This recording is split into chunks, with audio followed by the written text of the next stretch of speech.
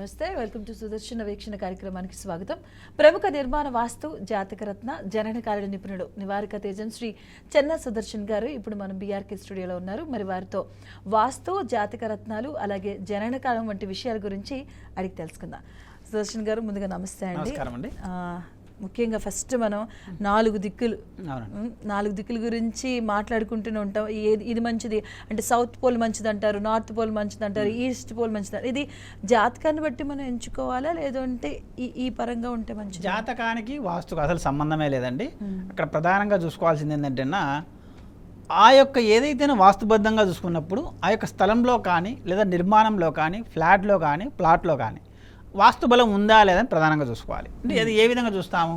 First మనం ఒక విజిట్కి వెళ్ళినప్పుడు కనుక అక్కడ మనం చూసినట్లయితే ముందు కంపాస్కి ఎట్లా ఉంది, ఎన్ని డిగ్రీ లైట్ టిల్ట్ అయి ఉంది. మనం చాలా ముఖ్యంగా మన హైదరాబాద్లో చూసుకున్నట్లయితే ఈ పక్కిండ్లు ఉండదు, ఈ ఇండ్లు ఉండదు. ఎందుకంటే కారణం అక్కడ రోడ్డు టిల్ట్ అయి ఉంటుంది. రోడ్డు టిల్ట్ అయినప్పుడు ఆటోమేటిక్ ఫ్లాట్ టిల్ట్ అయి ఉంటుంది. ఆ ఫ్లాట్ కానీ అది 20 డిగ్రీలు టిల్ట్ అయింటే పక్కన వచ్చి 30 డిగ్రీలు ఉంటుంది. అందుకే పక్క ఇండ్లు చూసినప్పటికి కూడా ఖచ్చితంగా కంపాస్ పెట్టి చెక్ చేసుకోవాలి. నెంబర్ 1 పాయింట్ అది. దాని ద్వారా మనకేమవుతుంది, ఏ దిక్కు ఉంది ఏమి ఆ ఫ్లాట్ కథ ఏమైనా మనకు అర్థమవుతుంది. అంటే ఎన్ని డిగ్రీలు తిరిగి ఉందో దాని ప్రకారం మనం వాస్తు నిర్దేశం చేయొచ్చు. సపోజు 0 డిగ్రీస్కి ఉందంటే చాలా సంతోషం. మనకు ఇక్కడైతే అటువంటి మేము చూడంగా అయితే పెద్దగా లేవు. 20 డిగ్రీలు నార్మల్, 30 డిగ్రీలు కొన్ని టిల్ట్ అయి ఉన్నాయి, 40 డిగ్రీలు కూడా టిల్ట్ అయి ఉన్నాయి. అటువంటి చోట చాలా జాగ్రత్తగా ఆ యొక్క ప్లానింగ్ అనేది ఉండాలి. ఇంకా నెంబర్ 2 పాయింట్ చూసుకుని పరిసర వాస్తు. అంటే ఆ బిల్డింగ్ ఏదైనా ఇండివిజువల్ హౌస్ కావచ్చు, లేదంటే అపార్ట్మెంట్లో ఫ్లాట్ కావచ్చు, అక్కడ వెంటిలేషన్ అనేది ఏ విధంగా ఉంది, ఉచ్చ స్థానంలో ఉంది, నీచ స్థానంలో ఉందా.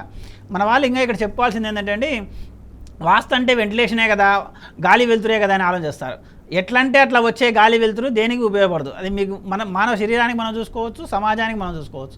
అలాగే పలానా చోట కాలుష్యం ఉన్న చోట ఉన్నట్లయితే అక్కడ కూడా గాలి వెలుతురు ఉంటుంది. ఆ కాలుష్యాన్ని మంచిదని మనం తీసుకోం కదా. కాబట్టి అదే విధంగానే ఆ ఇంట్లో కానీ నిర్మాణంలో కానీ ఏదైతే గాలి వెలుతురు వస్తూ ఉంటుందో అది ఉచ్చస్థానం నుంచి వస్తుందా లేదా. అంటే ఇక్కడ ఇంకోటి గమనించాల్సింది, ఉచ్చస్థానంలోంచి వచ్చే గాలి వెలుతురు వచ్చి ఫిల్టర్ అయి వస్తుంది. అది ఎలా అంటే ప్రకృతి సిద్ధంగా జరిగేటువంటి భగవంతుడు ఇచ్చిన ఒక వరం.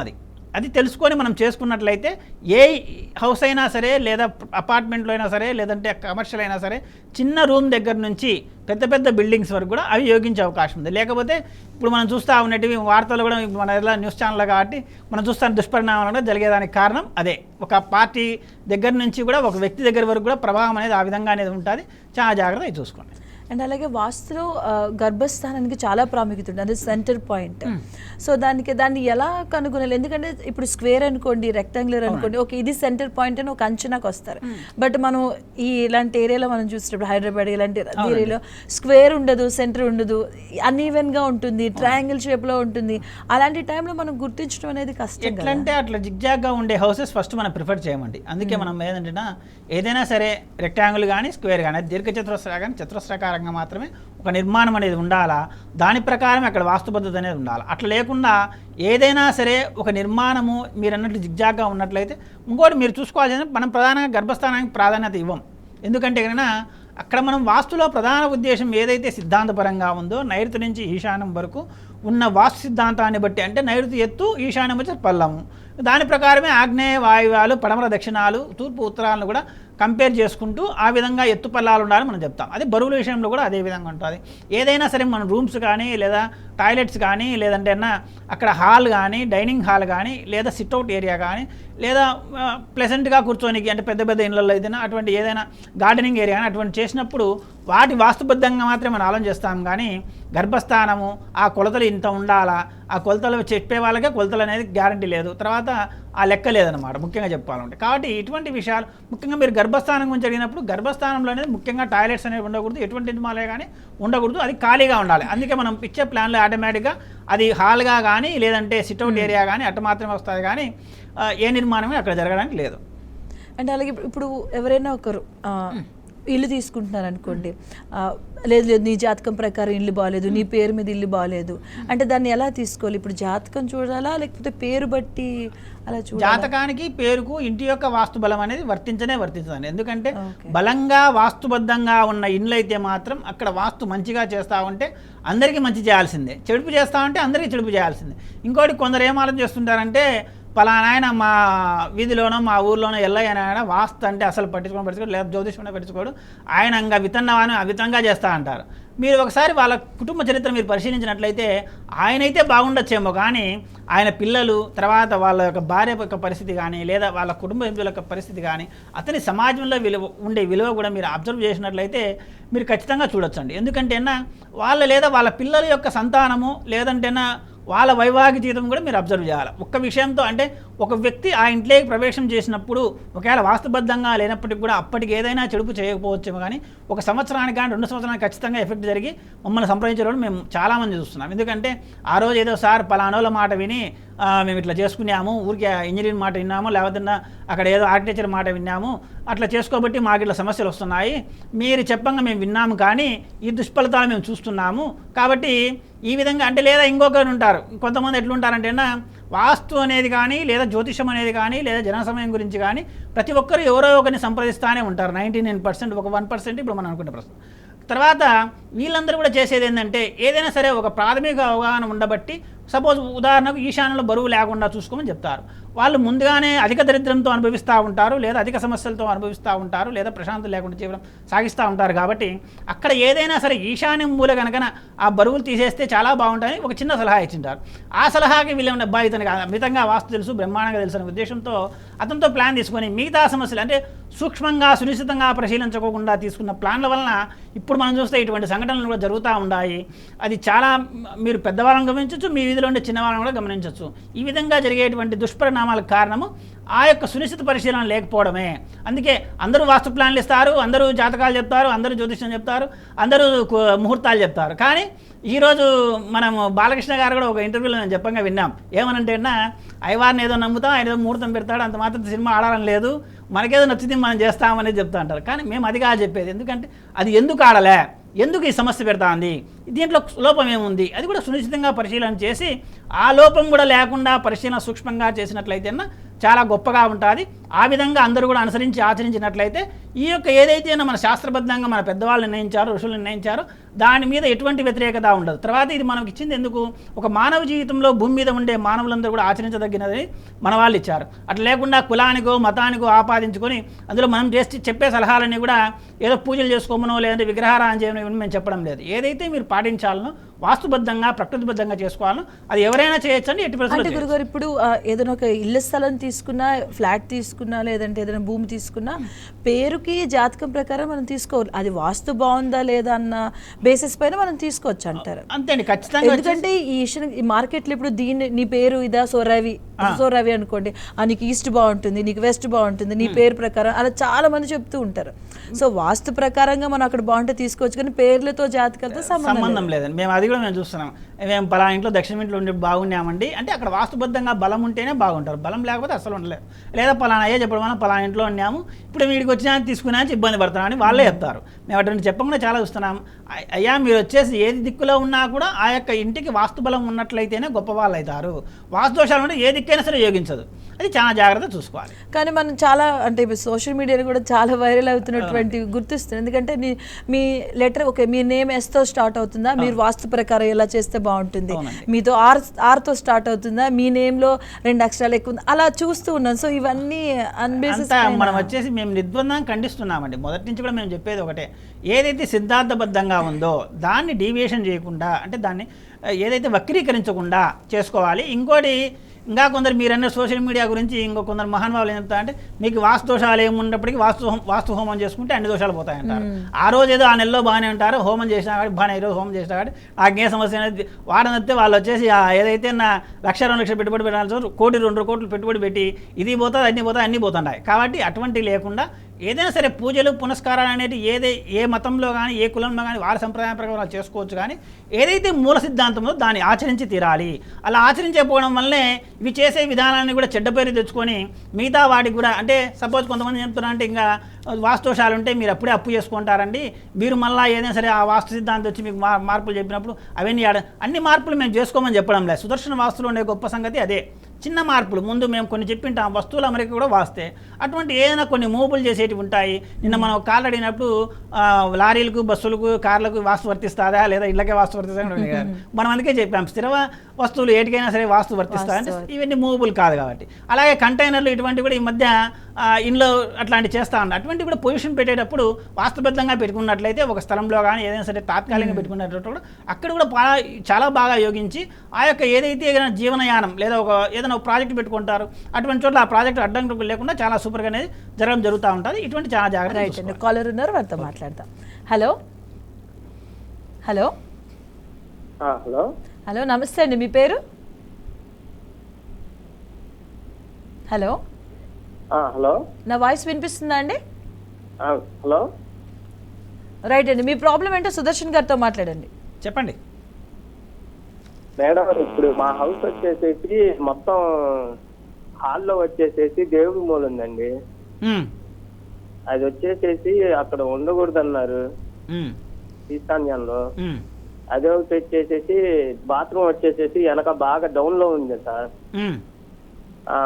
దాని గురించి కనుక్కుందామని చెప్పేసి ఫోన్ చేశాను. ఈశాన్యంలో ఎట్టి పరిస్థితుల్లో కానీ దేవుని గది ఉండరాదండి. ఆ దేవుని గది ఉన్న చోట్ల కావాలంటే మీరు తెలుసుకోండి, ఆ యొక్క కుటుంబంలో పిల్లల యొక్క వృద్ధి సరిత ఉండదు. కనీసం పెళ్లి చేయాలన్నా కూడా ఆడపిల్లలకు పెళ్ళిళ్ళు చేయలేకుంటారు.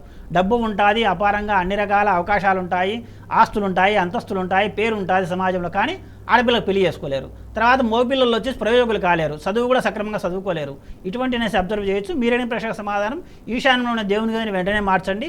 అక్కడ ఏదైనా అవకాశం ఉంటే ద్వారం ఏర్పాటు చేసుకోండి. అది ఇంటి మొత్తానికి ఈశాన్యం అయితే. హాల్లో కనుక ఒకవేళ ఈశాన్యం మూలైనట్లయితే దాన్ని ఆగ్నేయం మూలకు మార్చుకోండి. హాల్లో దేవుని గది లక్షణంగా ఉండొచ్చు. ఎందుకంటే మనం కూర్చొని ఏదైనా వ్యవహారం చేసినప్పుడు దేవుడు మనకు కనిపిస్తూ ఉంటాడు కాబట్టి మనోధైర్యాన్ని ఇస్తాడు, తద్వారా శుభ ఫలితాన్ని కలుగుతూ ఉంటాయి.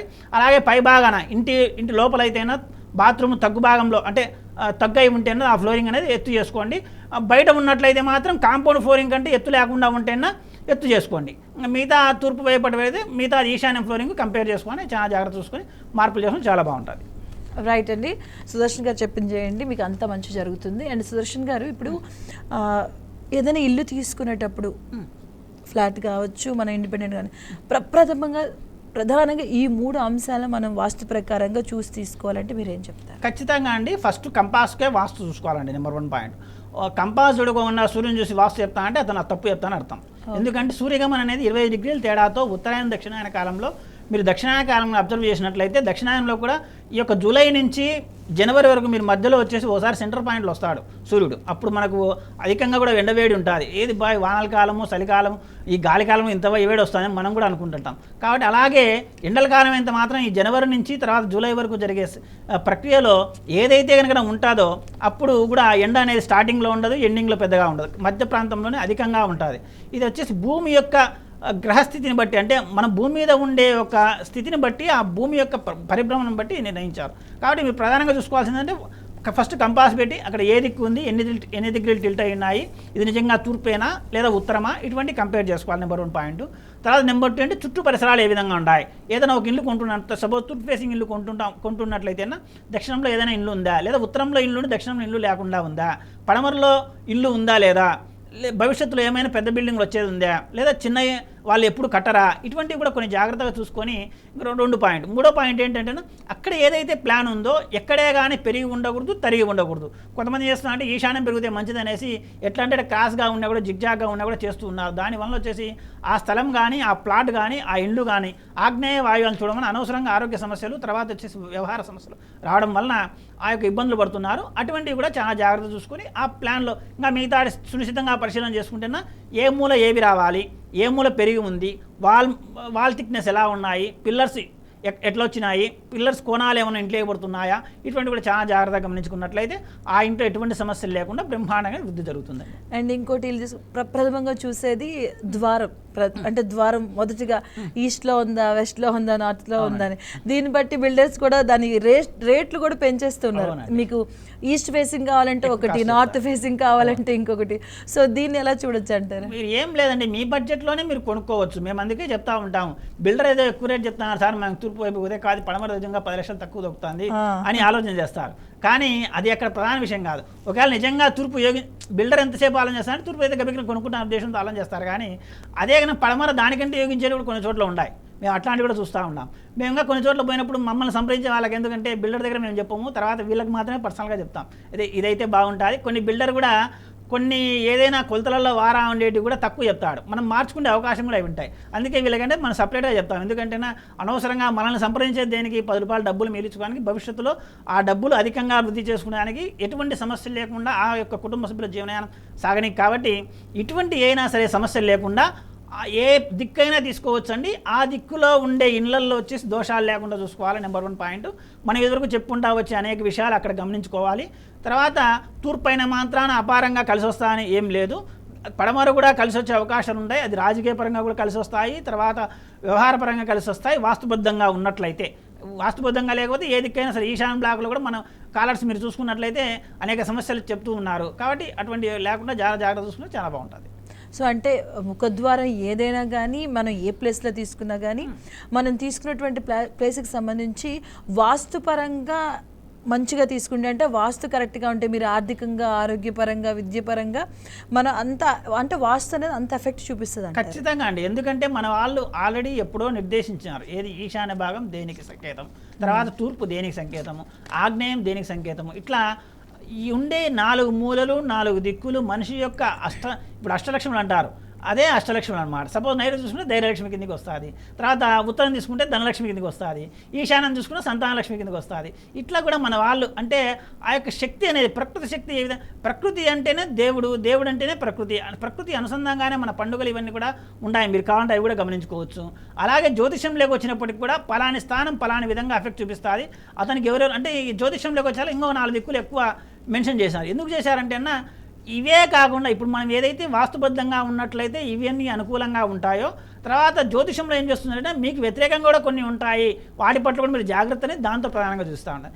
ఏదైనా సరే మన భూమి మీద ఉండే జీవం యొక్క పరిస్థితిని బట్టి అవి నిర్ధారించారు. కాబట్టి తద్వారా అనుసరించుకుంటా పోయినట్లయితేనా ఎటువంటి సమస్యలు లేకుండా అనేక విధాలుగా కూడా అది ఏ విధమైనా సరే ఆరోగ్య విషయంలో కానీ, లేదంటే ఆర్థికపరమైన విషయంలో కానీ, సంతాన విషయంలో కానీ, లేదా కుటుంబ పెద్దల విషయంలో కానీ, లేదంటే భార్యాభర్తల విషయంలో కానీ ఇటువంటి చాలా జాగ్రత్తగా చూసుకున్నట్లయితే ఈ 2 విధాలుగా ఆలోచన చేసుకొని పరిపూర్ణంగా సునిశ్చితంగా పరిశీలన చేయించుకున్నట్లే.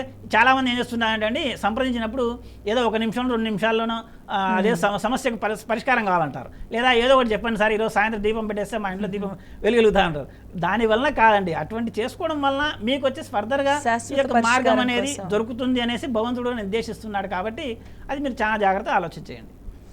అండ్ అలాగే ఇప్పుడు వాస్తుపరంగా ఇంకోటి మన సమాజంలో ఎక్కువగా వినిపించేది రత్నాలు. అవునండి, జాతక రత్నాలు, నవరత్నాలు, ఇట్లా చాలా వింటూ ఉన్నాం.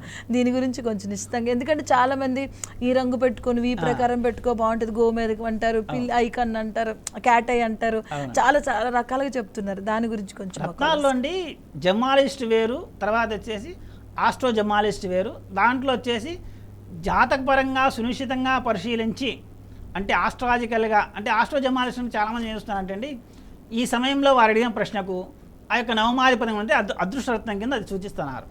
సపోజ్ ఆ అదృష్టరత్నం అనేది డైమండ్ అయిందనుకోండి, అది ఒక 10 మందో 20 మందో వింటారు, ఒక 100 మంది వింటారు, లేదా వాళ్ళందరికీ అది నిజంగా పడుతూ ఉన్నట్లయితే అంటే ఒక 10 మందికో 20 మందికి అది మ్యాచ్, మిగతా 80 మంది దెబ్బతింటారు. ఎందుకు తింటారంటే కన్నా ఆ యొక్క ఏదైతే కనుక అదృష్టం అది కలిగించాలనో అప్పటికేమో అదృష్టం కలిగిస్తానట్టు చూపిస్తుంది. తర్వాత తదనంతర కాలంలో ఏం చేస్తుంటే అది ఉండాల్సిన పొజిషన్ లేకుండా ఉన్నట్లయితే, సపోజ్ ఉదాహరణకు డైమండ్ విషయం చూసుకున్నట్లయితే వివిధ రకాల వ్యవహారాలకు కారణమైపోయి తర్వాత జైల పాలు కావడము, తర్వాత మర్డర్స్లో ఇరుక్కోవడము, తర్వాత వచ్చేసి అనారోగ్య సమస్యలు. మీకు అదే చూడండి ఇవేంటంటేనా మనం ఎయిడ్స్ ఇటువంటివి కూడా మనం అంటే సుఖరోగాలని చెప్తా ఉంటాం, రానికి కారణం కూడా అదే కారణం. కాబట్టి ఎందుకంటే ఆ రత్నం అనేది అందరికీ మనకు ఉండేది 12 రాశులు అయినప్పటికీ ఆధిపత్య దృష్ట్యా నవమ ఏదైతే ఆధిపత్యం కలిగి ఉందో అది ఒక ఉదాహరణకు నేను డైమండ్ అయితే చెప్తున్నాను, మిగతా వేరే వాటికి వేరే వేరే కారణాలు ఉంటాయి. సపోజు అదే నవాంశాధిపతి వచ్చేసి నవమాధిపత్యం వచ్చేసి సూర్యుడైనా అనుకోండి, వేరే ఆధిపత్యం అనేది ఉండదు కాబట్టి అదొక సిచ్యువేషన్ కానీ ఎక్కడైనా 6, 8, 12 కనెక్ట్ అయినప్పుడు రాజకీయ పరంగా కొంచెం ఎదుగుదల ఉండొచ్చు, కానీ మిగతా విషయాల్లో అనవసరమైన కేసులు ఎదుర్కొని జైలు పాలు కావడం ఇటువంటివి కూడా జరుగుతూ ఉంటాయి. కాబట్టి లేదా ప్రభుత్వ ఉద్యోగంలో ఉన్నప్పటికీ కూడా అటువంటి యొక్క సమస్యలు జరుగుతూ ఉంటాయి. ఇట్లా మనం ప్రతి ఒక్కటి అండి రత్నాల విషయంలో చూసుకున్నట్లయితే ప్రతి ఒక్కటి సునిశ్చితంగా పరిశీలన చేసి, అందుకే మనల్ని ఎవరైనా కాలర్ అడిగినప్పుడు కూడా మాకేది పెట్టుకుంటా చెప్పండి సార్, మాకు ఏదో ఒకటి చెప్పండి సార్ అని అంటారు. కానీ దాన్ని పెట్టుకోవడం వల్ల మా భయం ఏంటంటే ఏదో ఒకటి నేను చెప్పడం కాదండి, దానివల్ల సైడ్ ఎఫెక్ట్స్ ఏమైనా మీకు దొరుకుతాయన్నా పలాయని చెప్పినాడు కానీ ఆ రోజు పెట్టుకోండి అని మళ్ళీ మనకే చెడ్డ పేరు వస్తుంది. కాబట్టి అందుకే అంత తేలిగ్గానే దానికి నిర్ధారణ చేయడం వీలు కాదు. కాబట్టి మనం కూడా మిగతాది అందుకే ముందు డేటా రిజల్ట్స్ కాకుండా లాంగ్ టర్మ్ లో సైడ్ ఎఫెక్ట్స్ ఏముంటాయని కూడా ఆలోచన. ఇప్పుడు చాలా మంది వైద్యం చేసే వైద్యులు ఎట్లా ఉంటారంటే ఈ రోజు నాకు అమితంగా నొప్పులు ఉన్నాయంటే వెంటనే ఎక్కువ పెయిన్ కిల్లర్ కొంతమంది ఇచ్చేటోళ్ళు, కొంతమంది అయితే జాగ్రత్తగా వద్దయా ఇంత పెయిన్ కిల్లర్ వాడాక అని చెప్పేటోళ్ళు. సుదర్శన్ గారు ఒక కాలర్ ఉన్నారు, వారితో మాట్లాడదాం. హలో రమాదేవి గారు, నమస్తే అండి. నమస్తే అండి. నమస్తే అండి, సుదర్శన్ గారు ఉన్నారు, మీ ప్రాబ్లం చెప్పండి. నాది దక్షిణం ప్లేస్ అండి మా ఇల్లు. హలో చెప్పండి చెప్పండి. దక్షిణం ప్లేస్ అండి. దక్షిణము ఉత్తరం ఉంటుందండి. మాకు పరమట వైపు పక్కన వాళ్ళు మా గోడ కింద ఎత్తు కట్టారండి. అది అలా ఉండొచ్చా లేదా అని అడుగుదాం. పడమర వైపు మీ ఇంటికంటే ఎత్తు ఇల్లు కడితే చాలా మీకు కలిసి వస్తుందండి, దానివల్ల ఏం సమస్య లేదు. అక్కడ ఏమైనా సమస్యలు ఉన్నాయండి? ఏదండి వాళ్ళకి కట్టినా కొంచెం ప్రాబ్లమ్స్ ఉన్నాయండి. నాకు వాళ్ళు కట్టినా నుంచి ప్రాబ్లమ్స్ ఉన్నాయి.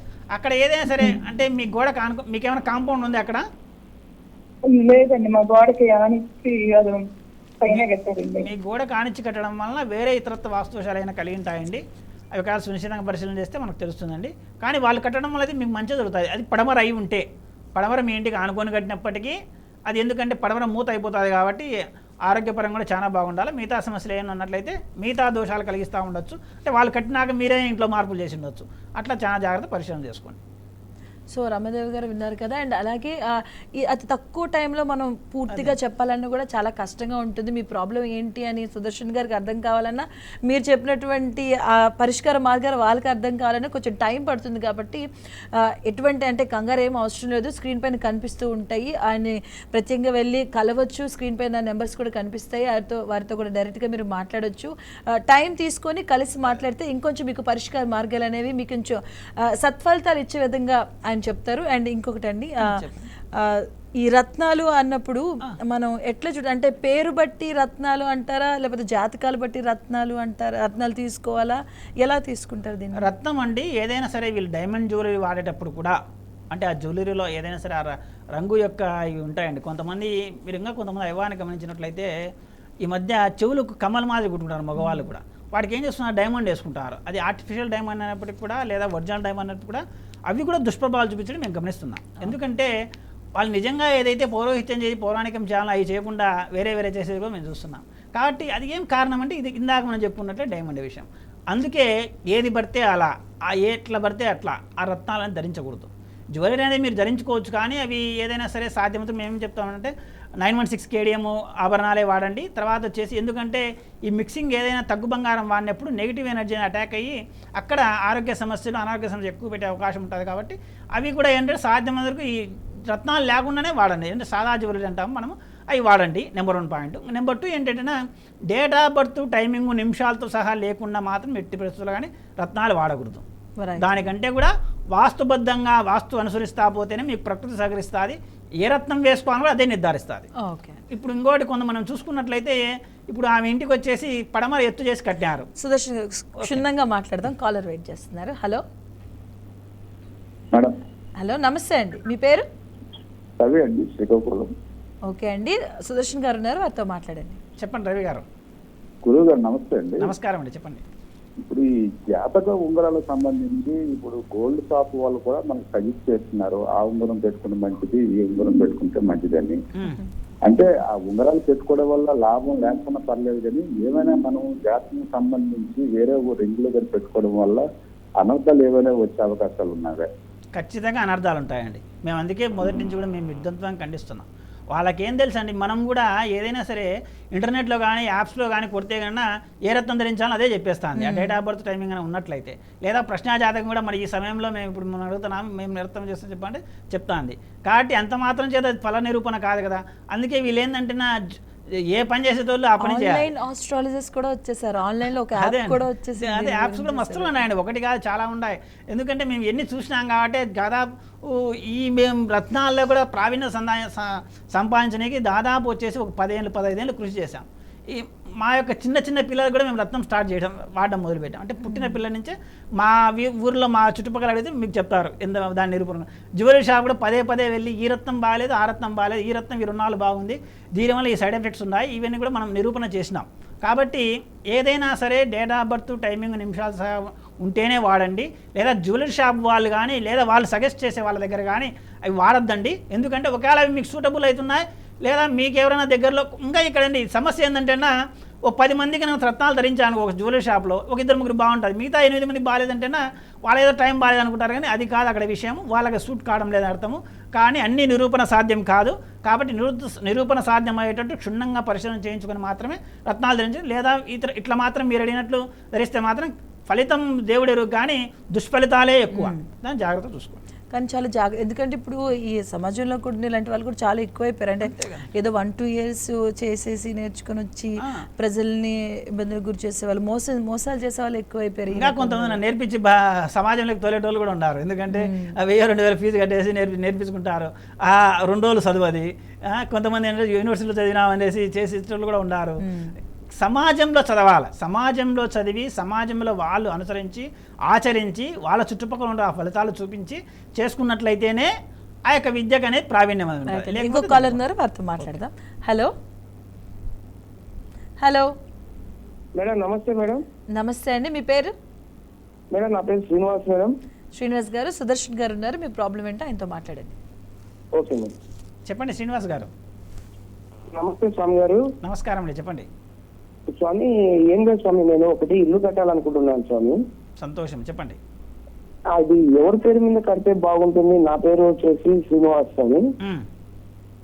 మా సైట్ వచ్చేసి తూర్పు ఉత్తరం కార్నర్ బిట్ స్వామి. గత 10 years నుంచి దాంట్లో కొన్ని రూమ్స్ వేసాం స్వామి. రూమ్స్ రెంట్కి ఇచ్చాము, అవి తీసేసి ఇప్పుడు అపార్ట్మెంట్ కట్టాలనుకుంటున్నాము. దాని గురించి మీరు చెప్తారని చెప్పి. ముఖ్యంగా అండి మీరు చెప్పేది ఈశాన్యం బ్లాక్ అండి. ఎవరి పేరు అనేది మీరు ఇష్టం వచ్చిన పేరు మీరు పెట్టుకోవచ్చు, దానికి ఎటువంటి సంబంధం లేదు. నెంబర్ వన్ పాయింట్ ఏంటంటే అక్కడ ఈశాన్యం బ్లాక్ కాబట్టి సాధ్యం సెల్లార్ లేకుండా అపార్ట్మెంట్ లేపండి. సెల్లార్ కట్టడం వల్ల దాని యొక్క బలం అనేది తగ్గుతుంది. ఎందుకంటే తూర్పు ఉత్తరం రోడ్లు ఎత్తు అవుతాయి కాబట్టి అది యోగించడం లేదు. అటువంటి వచ్చేసి ఈశాన్యం బ్లాక్లు అయినప్పటికీ కూడా అక్కడ సెల్లార్ ఉండడం వలన భూమి కంటే అంటే రోడ్డు కంటే డౌన్ కావడం వల్ల ఇబ్బంది అవుతుంది. మీరు ఒకవేళ పార్కింగ్ పర్పస్ ఎక్కువ ఆలోచన చేసినట్లయితే ఇంకా 2 ఫ్లోర్లు అయినా పార్కింగ్ పెట్టుకొని కానీ అవతల ఫ్లోర్లు ఏదంటే చేసుకొని బ్రహ్మాండంగా యోగిస్తుంది. ఇది మీకు ప్రధాన సూచన అండి. దాని ప్రకారం మిగతా ఏదైతే ఫ్లాట్లు కడుతున్నారో అక్కడ వాస్తోషాలు లేకుండా అవి చూసుకోండి, చాలా బాగుంటుంది. రైట్ అండి సుదర్శన్ గారు. అండ్ శ్రీనివాస్ గారు, సుదర్శన్ గారు చెప్పింది విన్నారు కదా. అండ్ అలాగే కూడా స్క్రీన్ పైన స్క్రోల్ అవుతూ ఉంటాయి. ఆయన పర్సనల్ అపాయింట్మెంట్ కావాలంటే తీసుకోవచ్చు, మాట్లాడండి, వెళ్ళండి. అంటే మీకు ఇంకా పరిష్కార మార్గాలు, ఇంకా మంచి సత్ఫలితాలు ఇచ్చే విధంగా ఆయన పరిష్కార మార్గాలు అయితే మీకు చూపిస్తారు. ఎందుకంటే అతి తక్కువ టైంలో మీకున్న ప్రాబ్లం కూడా ఆయనకు చెప్పినా కూడా మీకు దానికి ఏదైతే రెమెడీస్ చెప్తారో అవి అర్థమయ్యే ఛాన్సెస్ చాలా తక్కువ ఉంటాయి ఈ తక్కువ టైంలో. సో స్క్రీన్ మీద స్క్రోల్ అవుతూ ఉంటాయి నెంబర్లు, ఆ నెంబర్స్కి వెళ్ళి ఆ నెంబర్స్ కాల్ చేయండి, అపాయింట్మెంట్ తీసుకోండి, పర్సనల్గా వెళ్ళి కలవండి. మీకు ఇంకా సత్ఫలితాలు ఇచ్చే విధంగా పరిష్కార మార్గాలు చెప్తూ ఉంటారు. అలాగే జిల్లాలో కూడా పర్యటిస్తూ ఉంటారు. ఏ టైంలో ఎక్కడ ఏంటనేది కూడా మీకు స్క్రీన్ పైన వస్తూ ఉంటుంది, చాలా చూస్తూ ఉంటే. సో మీకు తెలుస్తుంది, పర్సనల్గా వెళ్ళండి, కలవండి. మీకు ఇంకా సత్ఫలితాలు వచ్చే విధంగా అయితే ఆయన పరిష్కార మార్గాలు అయితే చెప్తూ ఉంటారు. అండ్ సుదర్శన్ గారు, థ్యాంక్ యూ సో మచ్ అండి. మీ వాల్యుబుల్ టైంలో మా స్టూడియోకి వచ్చి కాలర్స్ అడిగిన ఏవైతే వారి ప్రాబ్లమ్స్కి పరిష్కార మార్గాలు కూడా తెలియజేసినందుకు థ్యాంక్ యూ సో మచ్ అండి. సంప్రదించండి ప్రముఖ వాస్తు రత్న కాల నిపుణుడు నివారికా తేజం శ్రీ చెన్నా సుదర్శన్ గారు, శ్రీ సుదర్శన నిలయం, ఇంటి నెంబర్ 23-126-1, మహేంద్రనగర్, ప్రొద్దుటూరు, కడప జిల్లా. Pin code 516360. మీరు సంప్రదించవలసిన ఫోన్ నెంబర్లు 9391674831, 9440114741, అలాగే 9505899971, 9989755311. శ్రీ సుదర్శన వాస్తు గురించి మరింత సమాచారం కోసం గూగుల్ సెర్చ్ లో శ్రీ సుదర్శన వాస్తు అని ఖచ్చితమైన స్పెల్లింగ్ లో తెలుసుకోవచ్చు.